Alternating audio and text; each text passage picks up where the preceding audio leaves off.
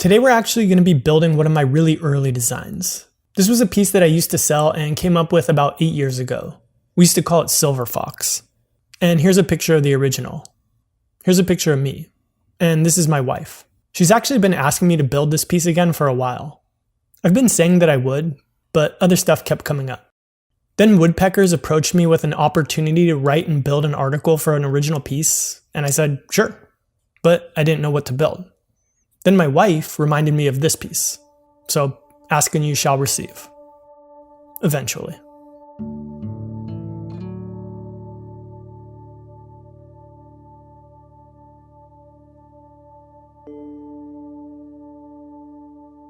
Alright, so the first step in the process was creating some templates for the base structure. In this shot, I'm referencing the digital drawing that I had made and doing my best to replicate the dimensions onto a piece of 1/2-inch MDF.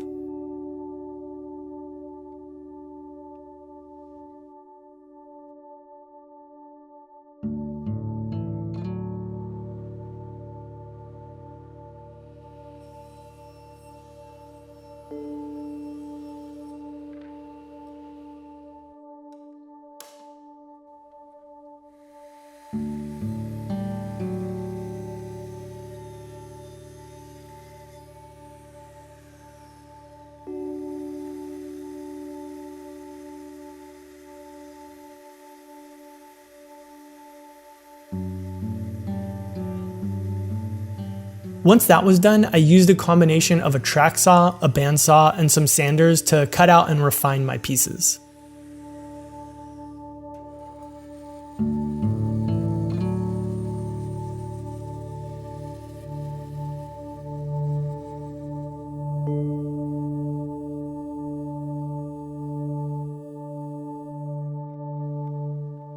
And the thing to remember here is that the only actual crucial edges are these. So that's where you want to spend the most time and make sure that you have things right. The rest of it's really just for looks. But in any case, what you'll want to end up with is one template piece that's the entire assembly and 3 template pieces that represent each individual piece of the subassembly. With that done, I could start cutting out my individual pieces from some 8/4 walnut. And I'll say right now, I actually did a few things wrong during this build that kind of made life a little bit harder than it needed to be. But I think that the easiest way to proceed will be to talk about exactly what I did, and then at the end go over what I should have done, and would definitely do next time if I was making something similar to this. So basically make sure that you stick around to the end of the video, because I think that that may be some pretty useful information for a lot of you.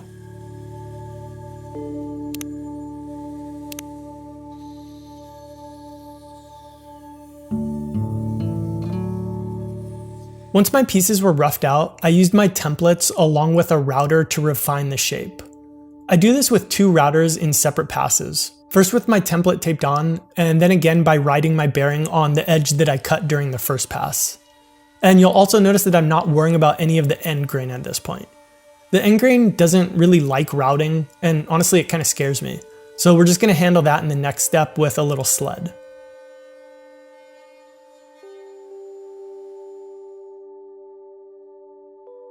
To make the sled, I started by locking my fence down and establishing a cut line. Then you can essentially use your templates to set up some stop blocks that will position your piece exactly where you need it to be so that you can cut weird angles and replicate the exact cut however many times you need to.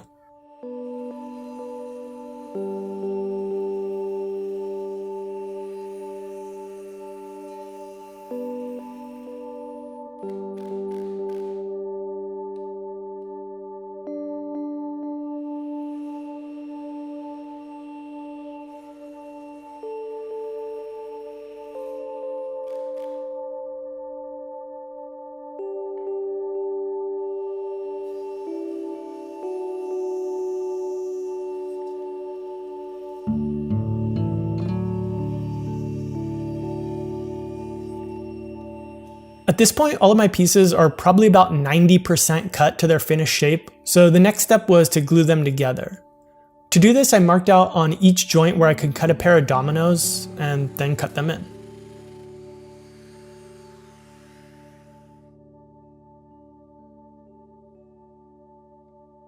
When I was gluing up, I ran into some issues and had to think on the fly a bit in order to get adequate clamping pressure on some of the joints.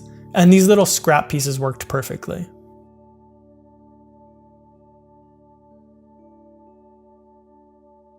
So now we actually have to do an additional round of template routing and sled cutting. And that's because I purposely left a little extra meat on the very ends of each piece, as well as on these inside corners.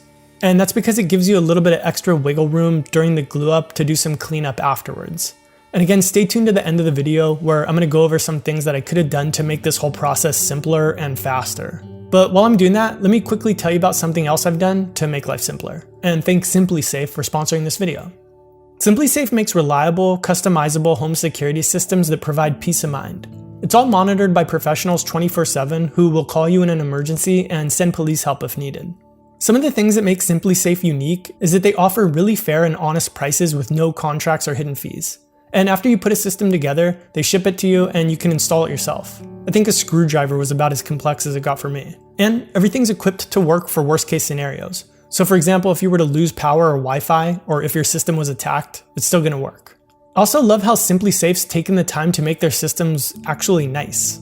Things like how small and discreet their sensors are, or how it can remind you if you've left a door or window open.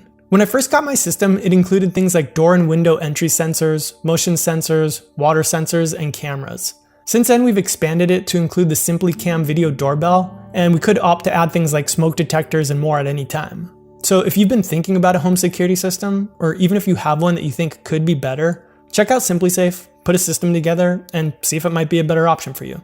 Just head over to simplisafe.com/4eyes, or better yet, click the link in the description. Alright, thanks SimpliSafe. So at this point I have my 2 leg sub-assemblies finished, which a few people on Instagram commented happened to look like the Aphex Twins logo. Can't really disagree too hard there. But anyhow, let's set those aside for a minute to start working on the top. So for the original table, I put a really subtle curve along each end of the rectangular top.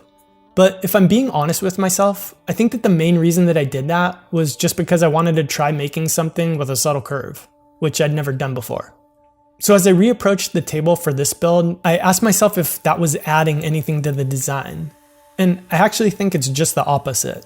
I think it's sort of fighting with the design, which is otherwise pretty aggressive and angular. So for this one, we're going to keep it simple and just go with a plain old rectangle.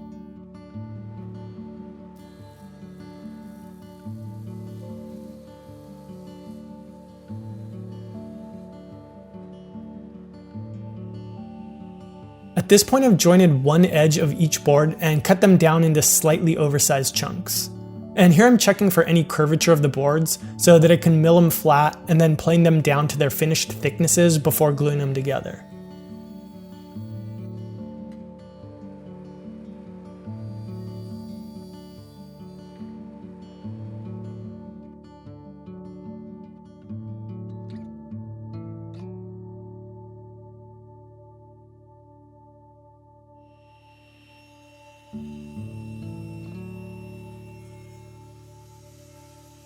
The next day, once they were dry, I could cut the table down to its final dimension and put a chamfer along the bottom edge of all 4 sides.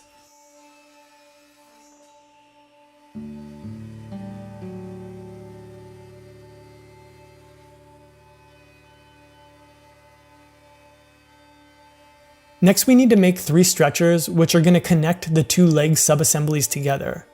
So I started by planing a piece of walnut down to 3/4 of an inch thick, and then cut the pieces to their finished length using my cross-cut sled. For 2 of the pieces, we can rip them to width just like normal with the blade set to 90 degrees, but for the 3rd, we're going to tilt the blade to 45 degrees. And that's so that it can match the angle cut on the end of the horizontal piece of the leg subassembly.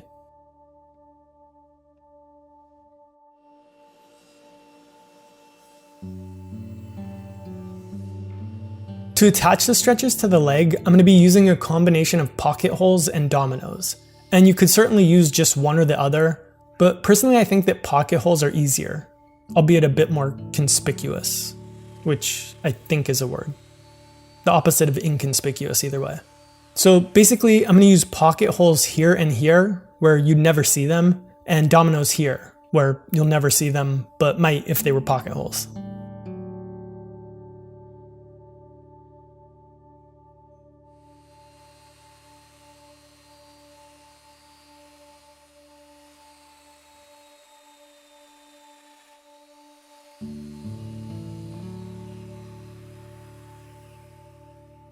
In this shot, I've got my dominoes in, but no glue yet. I'm really just using this to help hold things together while I attach my pocket screws. Now I can take everything apart and do some pre-sanding on some of the harder to reach areas before I do the final assembly and finishing.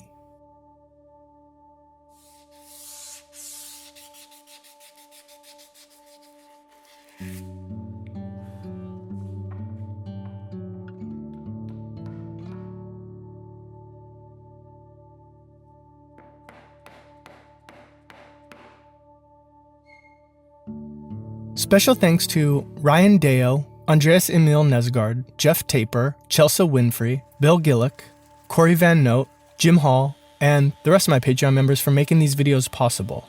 You all are the single largest source of funding that I know I can count on month in and month out, and what you've enabled me to do has been life-changing, truly. So, thank you. And as a token of my appreciation, shirts and field note booklets are in the mail. So if you're liking these videos too, and want to find out more about how you can support it, click the Patreon link in the description, check it out, and see if it's right for you. And as always, no pressure.